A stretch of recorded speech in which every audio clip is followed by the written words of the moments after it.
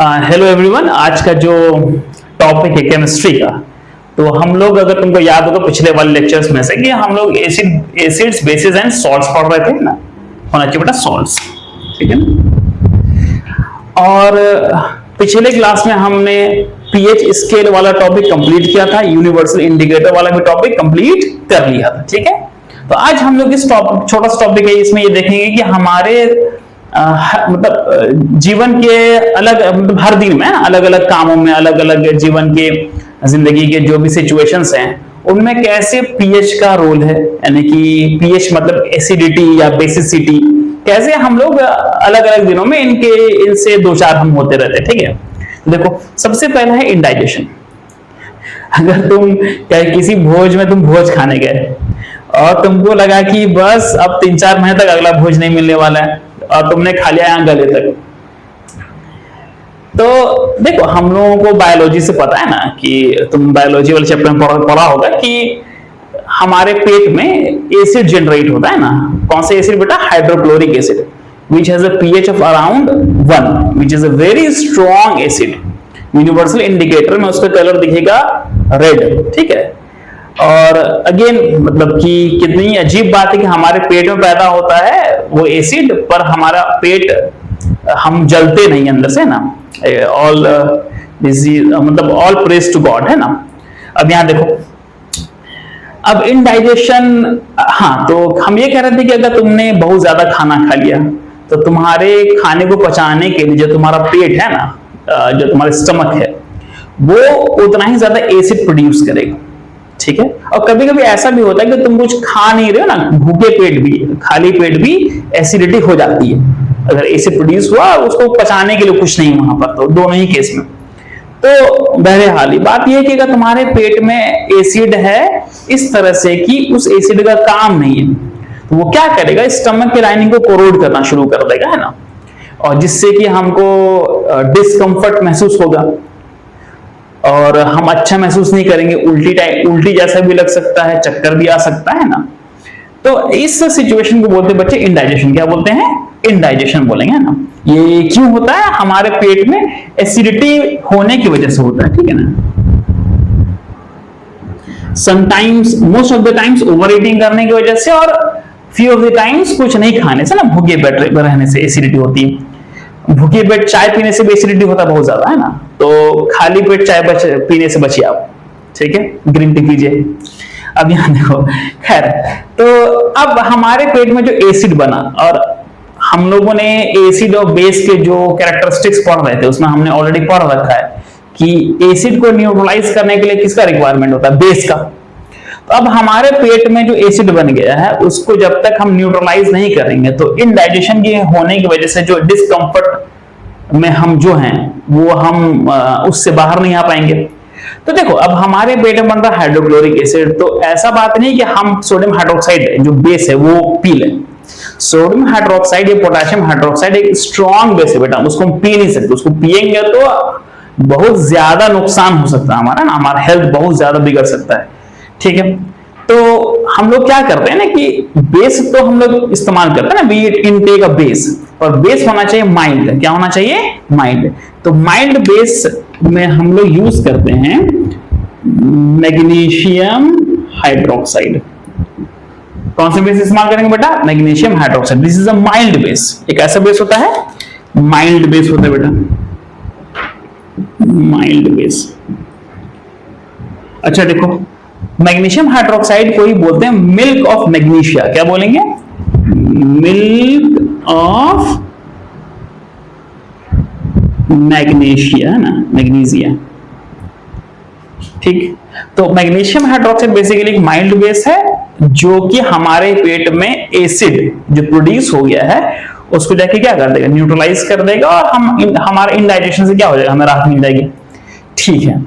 अच्छा, इसलिए देखो, चूंकि मैग्नीशियम हाइड्रोक्साइड का इस्तेमाल कर रहे हैं हम अपने इंडाइजेशन को ठीक करने के लिए, एसिडिटी को ठीक करने के लिए, एसिड को न्यूट्रलाइज करने के लिए, hence magnesium hydroxide is called antacid. इसको क्या बोलते हैं बेटा? इसको बोलते हैं एंटासिड, ठीक। तो चलो लिखो इस बात को। जो हमारा टॉपिक बेटा पीएच इन एवरीडे लाइफ, उसका जो अनदर सब टॉपिक है वो टूथ डिके, ठीक है। जैसे कि अब हम जो खाना खाते हैं, ठीक है, हम खाना खाते हैं तो हमारा जो डाइजेशन का प्रोसेस है वो माउथ से शुरू हो जाता है। तुम लोग बायोलॉजी में पढ़े होगे, बक्कल कैविटी। अच्छा, जो अगर तुम लिस्ट देखोगे जहां पर अलग अलग सब्सटेंसेस का वो दे रखा होता है, पीएच वैल्यूज, तो तुम देखोगे सलाइवा जो है ना वो खाने से पहले, मतलब before meal and after meal, खाने के बाद, दोनों में पीएच वैल्यू में डिफरेंस रहता है। खाने से पहले जो हमारा सलाइवा होता है इट इज स्लाइटली बेसिक, थोड़ा सा बेसिक होता है, लेकिन खाना खाने के बाद जो सलाइवा होता है हमारा वो थोड़ा सा एसिडिक हो जाता है। ठीक है, एसिडिक होना भी चाहिए क्योंकि हमारे खाने को ब्रेक डाउन होना है, डाइजेशन के लिए क्या होना है, हमारे खाने को ब्रेक डाउन होना है। तो जब हम खाना खाते हैं और खाने को चबाते हैं, ठीक है, तो खाना हमारा बक्कल कैविटी में ही ब्रेक डाउन होना शुरू हो जाता है, सलाइवा पहला ही काम करना शुरू कर देता है डाइजेशन का। फिर टीथ भी उसमें उसका रोल रहता है, टीथ को ना ग्राइंड करना है, च्यू करना है। खैर, तो अब मान लो छोटे बच्चों के साथ तो ये अक्सर होता है कि मान लो कि हम कुछ मीठा खाए ना, या बच्चे जो मीठा खा लेते हैं, जैसे चॉकलेट खा लिया और चॉकलेट दांत में चिपक करके रह गया,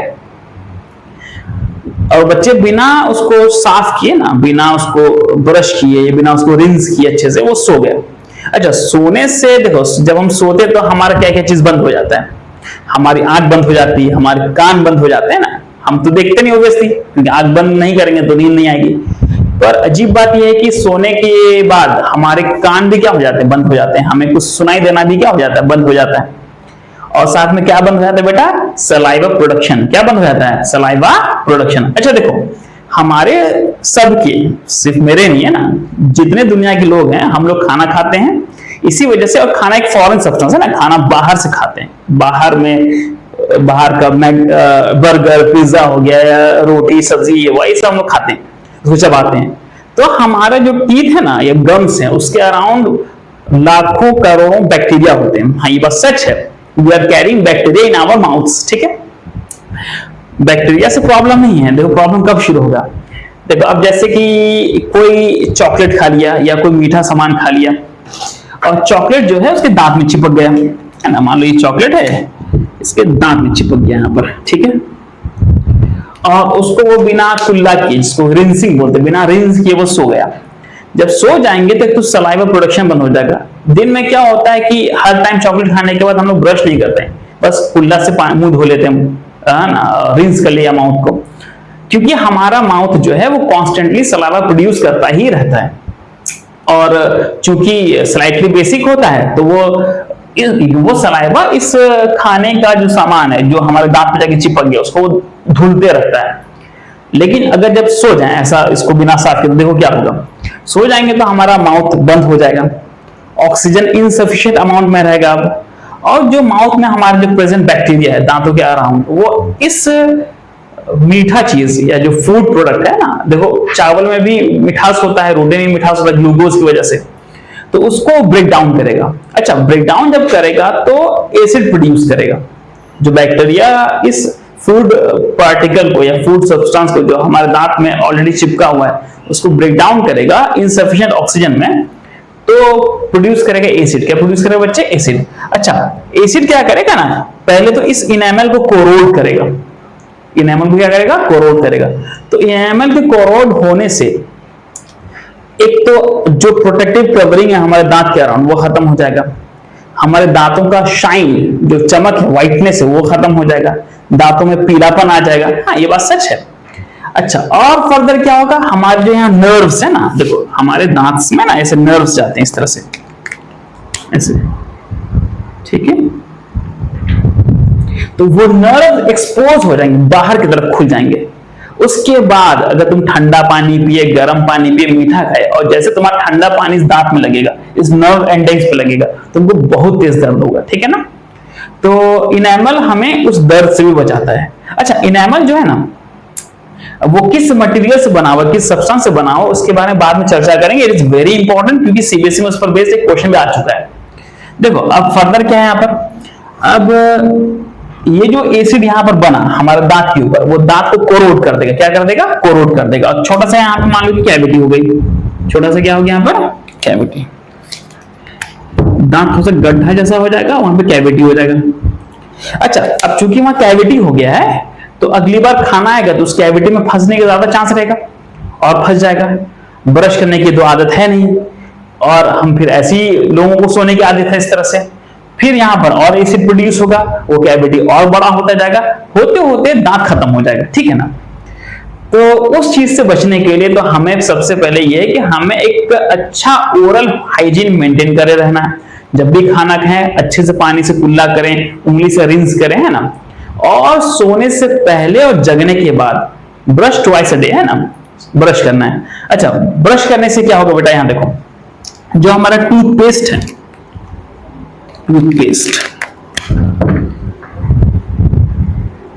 टूथपेस्ट टूथपेस्ट का जो पीएच होता है, पीएच वैल्यू वो होती है 8। कितनी होती है? 8 के अराउंड। तो माइंडली बेसिक है। अच्छा, ऑब्वियसली होना भी चाहिए, क्योंकि हमारे टीथ में क्या प्रोड्यूस हुआ है? एसिड, और हमारे दांत को करोड कर रहा है। तो उस एसिड को न्यूट्रलाइज करने के लिए टूथपेस्ट में जो बेस है उसको क्या करता है? न्यूट्रलाइज कर देगा, और हमारे दांत में कैविटी होना बंद हो जाएगा। फर्दर वो बढ़ना, ग्रेजुअली जो बढ़ रहा है कैविटी, वो बंद हो जाएगा, ठीक है। फर्दर मोर ये कि टूथपेस्ट एक क्लीनिंग एजेंट है, तो हमारा दांत क्लीन भी करता रहेगा, जो फूड पार्टिकल वहां चिपके हुए हैं, ठीक है। तो इस तरह से हमने देखा कि कैसे फूड से हमारा मुंह के अंदर एसिड बन सकता है, एसिडिटी, एंड कैसे एक बेस से हम उसको न्यूट्रलाइज कर सकते हैं, ठीक है। अब एक इंपॉर्टेंट बात देखो, जो इनेमल है ना, ये सीबीएसई पूछा जा चुका है क्वेश्चन 2 साल पहले, 1 साल पहले। इनेमल जो है वो one of the hardest substance से बना होता है, और उसको बोलते हैं कैल्शियम हाइड्रोक्सीपेटाइट, हाइड्रोक्सी एपेटाइट, ठीक है ना बेटा। ये एक तरह का क्रिस्टलाइन फॉर्म है फास्फोरस का, it is a crystalline form of phosphorus, crystalline form of phosphorus.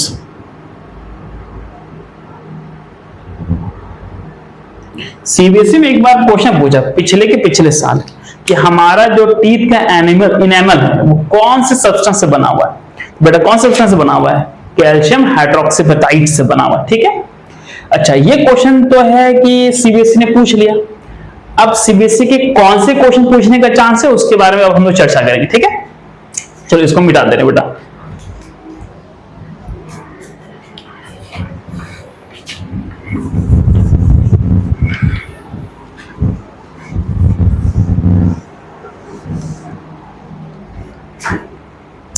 देखो थर्ड टॉपिक इसी में पढ़ेंगे, pH for plants and animals, plants and animals. देखो यहां पर जो प्लांट है ना, सबसे अच्छा प्लांट उगता कहां पर? जमीन में, ठीक है ना। जमीन कैसा होना चाहिए? तो सॉफ्ट होना चाहिए, ज्यादा हार्ड भी नहीं होना चाहिए, बहुत ज्यादा मतलब सैंडी भी नहीं होना चाहिए। बेस्ट जो सॉइल है जो हम लोग आम देखते हैं जहां पर प्लांट ग्रो हो सकता है, वो लोमी सॉइल होता है, और थोड़ा सा वो पोरस भी होना चाहिए। बहुत ज्यादा वाटर जो है वो पास ऐसा होना चाहिए कि वाटर कुछ रिटेन कर सके ना, इस तरह से। खैर, जो प्लांट उगता है वो बेस्ट तब उगता है जब सॉइल जो है उसका पीएच अराउंड 7 हो। ज्यादा एसिडिक या ज्यादा बेसिक अगर सॉइल हो जाए तो हम प्लांट सरवाइव नहीं कर सकता है ना, प्लांट का ग्रोथ अच्छा नहीं होगा, प्रोडक्शन का यील्ड बढ़िया नहीं होगा। तो अगर मान लो कि तुम्हारा जो खेत है वो एसिडिक हो चुका है, अब तुम बोलोगे कि खेत सर एसिडिक कैसे हो सकता है? तो हो सकता है बेटा, मान लो कि तुम जिस जगह पे रह रहे हो वहां बहुत ज्यादा पोल्यूशन है और उसकी वजह से एसिड रेन हो रहा है। क्या हो रहा है? Acid rain. जैसे देखो कैसे एसिड रेन होता है, इस मामले में हम लोग पहले ही बात कर चुके हैं। जैसे कि हमारी गाड़ियों से कार्बन डाइऑक्साइड निकलता है बेटा, सल्फर डाइऑक्साइड, सल्फर ट्राइऑक्साइड निकलता है तो उसको हम बोलते हैं सॉक्स। नाइट्रोजन डाइऑक्साइड या नाइट्रोजन ट्राइऑक्साइड निकलता है तो उसको क्या बोलते हैं? नॉक्स। एक्स फॉर ना वो नंबर है, अगर सल्फर डाइऑक्साइड है तो बेटा क्या हो जाएगा? SO2। सल्फर ट्राइऑक्साइड हो जाएगा तो क्या हो जाएगा? SO3। उसी तरह अगर नाइट्रोजन मोनोऑक्साइड है तो NOx का वैल्यू 1 हो जाएगा उस केस में, और नाइट्रोजन डाइऑक्साइड है तो x की वैल्यू कितनी हो जाएगी? 2NO2। खैर, अच्छा अब हमको मालूम है पहले से पिछले वाले लेक्चर से कि कार्बन एक नॉन मेटल है और ये उसका ऑक्साइड है, कार्बन डाइऑक्साइड। सल्फर एक नॉन मेटल है, ये उसका ऑक्साइड है, सल्फर डाइऑक्साइड है। नाइट्रोजन एक नॉन मेटल है, उसका ऑक्साइड है, नाइट्रोजन डाइऑक्साइड या मोनोऑक्साइड है ना, नाइट्रोजन का ऑक्साइड है। तो ये सारे के सारे नॉन मेटेलिक ऑक्साइड है and we know that non metallic oxides are acidic in nature. Non metallic oxides are acidic in nature.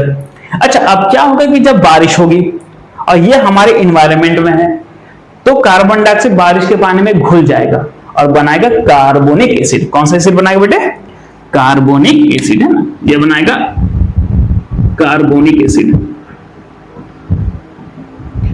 अच्छा, सल्फर का जो ऑक्साइड है वो भी वाटर में घुल जाएगा और बनाएगा सल्फरस एसिड। क्या बनाएगा बेटे? सल्फरस।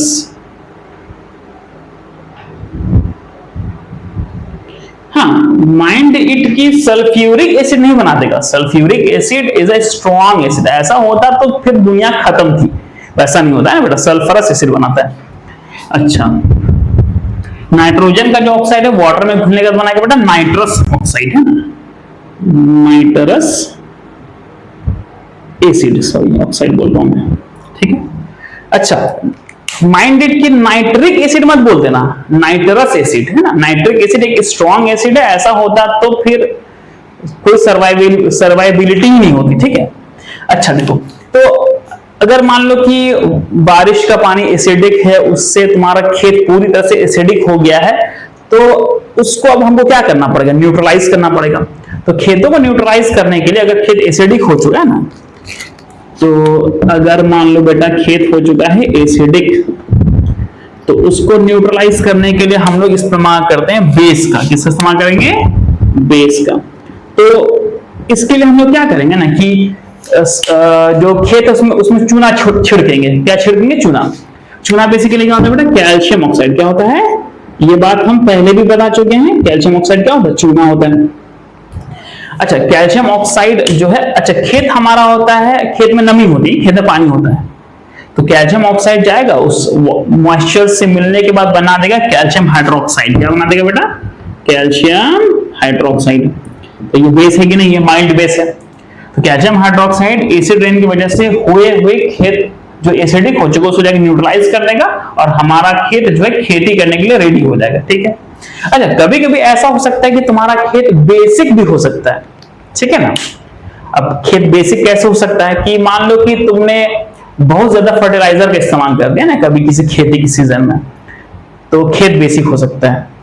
अच्छा, अगर तुमको पता करना है कि हमारा खेत एसिडिक है या बेसिक है और हमको इसको ट्रीट करने के लिए कौन सा फर्टिलाइजर इस्तेमाल करना चाहिए, तो बहुत आसान है बेटा। मिट्टी का एक सैंपल लो, उसको पानी में डाल दो, ठीक है। पानी में डाल करके उसको कुछ देर छोड़ रहने दो और फिर उस पानी को तुम स्ट्रेन कर लो। कहने का मतलब उस पानी को बाहर निकाल दो और उसमें लिटमस पेपर डालो। अगर लिटमस पेपर का कलर ब्लू से ग्रीन हो जाता है, सॉरी माय मिस्टेक, रेड से ब्लू हो जाता है तो बेसिक है, और ब्लू से रेड हो जाता है तो एसिडिक है कि नहीं। तो तुम ऐसे टेस्ट कर सकते हो। और बहुत ज्यादा जानकारी जाना एक्यूरेट, एग्रीकल्चर का जो डिपार्टमेंट है तुम्हारे डिस्ट्रिक्ट में जहां पर भी, तो वहां पे एक अपनी खेत का मिट्टी का सैंपल लेके चले जाओ, वो बता देंगे तुम्हें टेस्ट करके। अच्छा खैर, अब आगे बढ़ते हैं। तो इसका मतलब कि अगर मान लो कि तुम्हारा खेत बेसिक हो जाए तो क्या करेंगे, है ना। मान लो खेत तुम्हारा हो जाए बेसिक, क्या हो जाए? बेसिक हो जाए, तो व्हाट विल वी डू? तो हम इस्तेमाल करेंगे उसके लिए मैन्योर। किसका इस्तेमाल करेंगे? और कंपोस्ट का। तो कंपोस्ट कैसे बनाते हैं? कंपोस्ट बनाते हैं या मैन्योर जिसको बोलते हैं, उसको बनाते हैं ऑर्गेनिक सब्सटेंस से। जैसे कि तुम फल सब्जी खाते हो जो, और कोई जानवर मर गया तो उसका हड्डी वगैरह, एक जमीन पे गड्ढा किया जाता है, उस सारे ऑर्गेनिक वेस्ट को उस गड्ढे के अंदर डाल दिया जाता है। उस गड्ढे को ना किसी भारी मतलब की जो चीज है उससे बंद कर दिया जाता है। तुम ये काम भी कर सकते हो, उसमें गोबर वगैरह भी डाल सकते हैं ना, वो भी ऑर्गेनिक वेस्ट है बेटा, बंद कर दो। अच्छा, अब उसका जब हमने ढक्कन बंद कर दिया, ठीक है, तो कुछ समय के बाद ऑक्सीजन की कमी हो जाएगी। वहां पर जो बैक्टीरिया है वहां पर मौजूद, ऑक्सीजन की कमी में एनएरोबिक रेस्पिरेशन करेंगे और वो जो ऑर्गेनिक सब्सटेंस है उनको ब्रेक डाउन करेंगे। तो एनएरोबिक रेस्पिरेशन की वजह से जो ऑर्गेनिक सब्सटेंस का ब्रेकडाउन हो रहा है उसके वजह से वहां बनेगा एसिड। क्या बनेगा? एसिड। तो कंपोस्ट जो है ना बेटा वो एसिडिक इन नेचर होता है, ठीक है। तो तुम क्या करोगे, ऐसे केस में खेत में मिलाओगे कंपोस्ट या मैन्योर, कंपोस्ट या मैन्योर, ठीक है। तो इससे तुम्हारा जो खेत है वो हो जाएगा एसिडिक, बेसिक था पहले तो बेटा अब न्यूट्रल हो जाएगा, ठीक है ना, क्योंकि ये है तुम्हारा एसिडिक होता है। क्या होता है, एसिडिक होता है, ठीक है। तो ये हो गया प्लांट्स के लिए। अब एनिमल्स के लिए क्या है भाई, तो जो तुम्हारे एक्वाटिक एनिमल्स हैं, जैसे मछलियां हैं, टर्टल्स हैं, है ना, तो जो बारिश का पानी बेसिकली जाके कहाँ मिलता है, नदियों में, तालाब में, पॉन्ड्स में। और अभी हमने देखा कि कार्बन डाइऑक्साइड या सल्फर डाइऑक्साइड या नाइट्रोजन डाइऑक्साइड यहाँ जो भी लिखा था है ना, उसके वाटर में मिलने से वो क्या हो जाएगा, एसिडिक हो जाएगा। तो अगर तुम्हारा एक्वाटिक एनिमल जहां पर रह रहा है वो वाटर एसिडिक हो जाए, उनकी सर्वाइविलिटी भी क्या हो जाएगी, मुश्किल में पड़ जाएगी। तो इस वजह से बेटा we have to take care कि हमारा इन्वायरमेंट जो है वो ना ही ज्यादा एसिडिक हो ना ही बेसिक हो, न्यूट्रल बना रहे, ठीक है, दरमियानी में रहे। आगे बढ़ते हैं।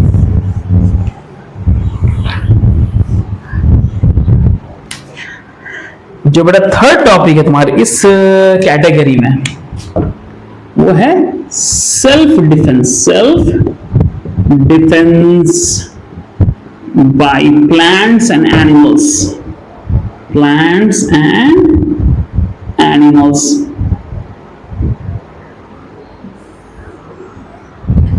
ठीक है, तो ये जो खेल है एसिड और बेस का, इसका इस्तेमाल प्लांट्स और एनिमल्स भी इस्तेमाल करते हैं खुद को बचाने के लिए, सेल्फ डिफेंस के लिए। तो पहले हम लोग शुरुआत करते हैं एनिमल्स से। कभी बेटा तुमको किसी मधुमक्खी ने काटा है क्या? Bee, sting of bee, sting of bee. देखो बी अगर तुमको काटेगा ना तो तुम्हारे अंदर इंजेक्ट कर देगा मिथेनोइक एसिड। क्या इंजेक्ट कर देगा बेटा? Methanoic acid.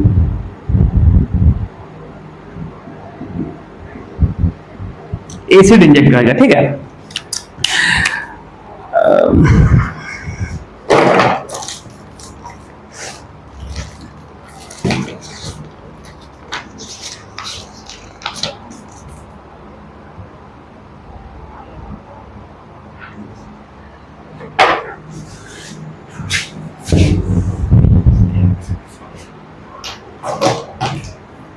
देखो कभी तुमको कभी किसी मधुमक्खी ने काटा है, तो जब तुमको कभी कोई मधुमक्खी काटेगा ना तो वो तुम्हारे स्किन के अंदर इंजेक्ट कर देगा एक एसिड, है ना, माइल्ड एसिड होता है बेटा। ऐसा एसिड नहीं होगा कि तुम्हारे जान को खतरा हो जाए।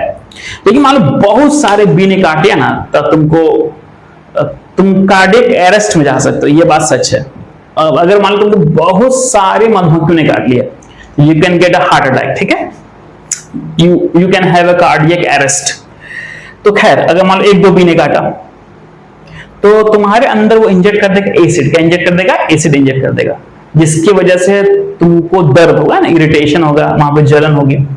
तो अगर जिस साइट पे ना, जिस जगह पर तुमको मधुमक्खी ने काटा, the site at which it has bitten you, तुमको करना क्या है कि वहां पर कोई अल्कलाइन है ना या कोई बेस रगड़ना है, ठीक है। तो बेस क्या है? Baking powder. अगर तुम्हारे घर में बेकिंग पाउडर है ना तो तुम उसको ठीक करने के लिए, तुम उसको मतलब उस दर्द से निजात पाने के लिए बेटा तुम उसमें लगाओ एक बेस। क्या लगाओ? बेस। तो बेस में हो सकता है तुम्हारा बेकिंग पाउडर। क्या हो सकता है? Baking powder. पानी में घोल के लगा दो। अच्छा, अगर मान लो घर में बेकिंग पाउडर अवेलेबल नहीं है तो साबुन तो अवेलेबल है ना। साबुन इज बेसिक। साबुन क्या? बेस है ना। याद करो, bases are soap in nature. और सोप तो क्या होगा? बेस होगा।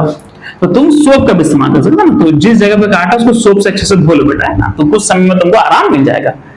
ठीक। दूसरा है, अच्छा तुमको कभी, चलो नेक्स्ट,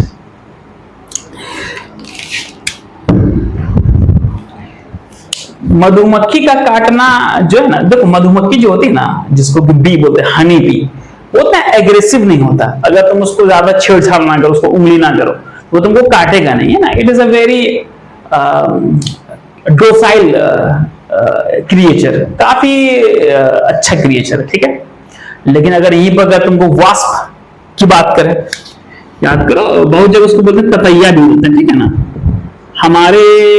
हम जिस जगह पे रहते हैं उसको वहां पे बिरनी बोलते हैं। येलो कलर का होता है, काफी एग्रेसिव होता है और वो काट ले तो दर्द भी बहुत होता है, ठीक है ना। तो जब वास्प का जो स्टिंग है ना बेटा, वो तुम्हारे शरीर में इंजेक्ट कर देगा अल्कलाइन सॉल्यूशन, ठीक है ना, अल्कलाइन सॉल्यूशन। वास्प का जो स्टिंग है, it injects alkaline solution into your body due to which it causes immense pain, बहुत दर्द होता है, हमको काटा है, हमको तब उस दर्द से हम कह रहे हैं तुमको, ठीक। अच्छा, अब इसको ठीक करने के लिए क्या करेंगे, तो अल्कलाइन सॉल्यूशन है तो हम उस पर डालेंगे एसिड। क्या डालेंगे? एसिड। इसको ठीक करने के लिए, इसको ठीक करने के लिए we will apply some acidic solution on it. तो तुम्हारे घर में देखो एसिडिक सॉल्यूशन क्या, विनेगर, जिसको कि एसिटिक एसिड बोलते हैं ना, विनेगर है तो फटाक से जैसे विनेगर लगा दो। विनेगर में होता है बेटा एसिटिक एसिड, एसिटिक एसिड होता है, ठीक है। अच्छा, विनेगर नहीं है तो प्याज घस सकते हो, क्या, अनियन।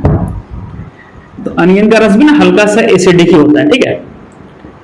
तो अनियन प्याज घस लो उस जगह पर तो तुमको आराम मिल जाएगा, ठीक है। तो ये है बेटा बीज एंड वास्प की कहानी। अब प्लांट्स की बात करते हैं। तो एक प्लांट जिसके बारे में हमको हमारे सिलेबस में इसको पढ़ना है वो है nettle leaves. Nettle leaves, nettle के जो पत्ते होते हैं ना, कभी ऐसा था कि जब हम छोटे थे तो हमारे स्कूल के खिड़की के बाहर हुआ करता था वो ऐसा पेड़, उसके पत्ते को लेकर के हम क्या करते थे, हम लोग बदमाशी में एक दूसरे की गाल में लगाते रहते थे, फिर दिन भर वो गाल पकड़े बैठा रहता था, गाल लाल हो जाता था, ठीक है ना, और जलन भी होती थी वहां पर। तो वो बचपन के दिन थे। तो नेटल लीव्स ना, उस पे उसके पत्ते को देखोगे तो उसमें ना छोटे छोटे से वो बने रहेंगे, मतलब कि वो रेशे से निकले रहेंगे, और किसी स्किन पे लगाओगे तो वो रेशे उसमें घुस जाएंगे, और उस पत्ते से जो जूस निकलता है बेटा ना, वो बेसिकली होता है एसिड। क्या होता है? एसिड होता है। और इंपॉर्टेंट है ना, वेरी इंपॉर्टेंट, कौन सा एसिड होता है बेटा? Methanoic acid. मिथेनोइक एसिड होता है। इसलिए इंपॉर्टेंट है क्योंकि जो इस टॉपिक में दो चीज दे रखा है कि टीथ का इनेमल कौन से सब्सटेंस से बनता है, तो उसके बारे में हम पहले ही बता चुके हैं, कैल्शियम हाइड्रोक्सीबेटाइड से बना होता है, और ये सीबीएसई में पहले पूछ चुका है। जो नहीं पूछा वो ये है कि नेटल लीव्स में क्या होता है। तो नेटल लीव्स में क्या होता है? Methanoic acid. तो इसको तुम समझ सकते हो कि this can be important, this can be important for CBSE boards 27, ठीक है। अच्छा, अब यहां देखो, अब जो गॉड ऑलमाइटी है ना, हर ऐसा बोला जाता है कि हर बीमारी का इलाज यही दुनिया में मौजूद है, जो भी बीमारी इस दुनिया में है उसका इलाज नहीं मौजूद है, बस हमें ढूंढने की देर है ना। तुम कहोगे कि सर एड्स का तो इलाज अभी तक नहीं हो पाया, तो हु नोस, इलाज अवेलेबल है, बस लोग खोज नहीं पाए। जैसे कि कभी चिकन पॉक्स के इलाज नहीं खोज पा रहे थे ना, इस तरह से।